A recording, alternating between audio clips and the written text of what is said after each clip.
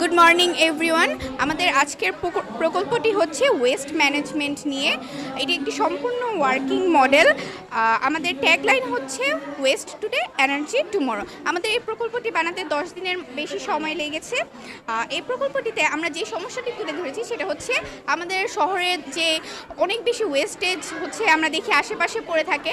আমরা এই ওয়েস্টেজগুলো এখানে গ্যাদার করে আনবো এবং আমরা এটাকে বিভিন্ন মেটালসে ভাগ করে এরপর সেগুলোকে আমরা এই ফ্যাক্টরিতে জ্বালাবো এবং সেখান থেকে যে হিটটা প্রডিউস হবে এই হিটটাকে আমরা ইলেকট্রিসিটিতে কনভার্ট করে দেখাবো। এবং এখানে আমরা ক্যাপাসিটার ব্যবহার করেছি যেটার মাধ্যমে আমরা ইলেকট্রিসিটিটা স্টোর করে রাখতে পারবো এবং পরবর্তীতে এই যে স্টোর ইলেকট্রিসিটি এগুলো আমরা হচ্ছে যেখানে সার্বক্ষণিক বিদ্যুৎ প্রয়োজন হয় যেমন হসপিটাল, মিলস, ফ্যাক্টরি ইত্যাদি জায়গার মধ্যে এগুলো সাপ্লাই করতে পারবো।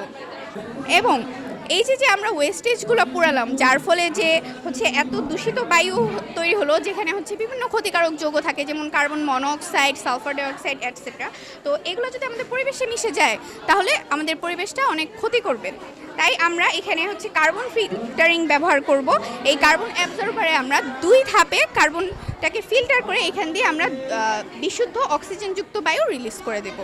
এবং আমরা এই পুরো প্রকল্পটি শহর থেকে দূরে নিয়ে যেয়ে তৈরি করব যেখানে হচ্ছে ওয়েস্টেজও জমা হবে এবং এই পুরো প্রকল্পটি বাস্তবায়ন হবে যার ফলে জনজীবনেও কোনো সমস্যা দেখা দিবে না।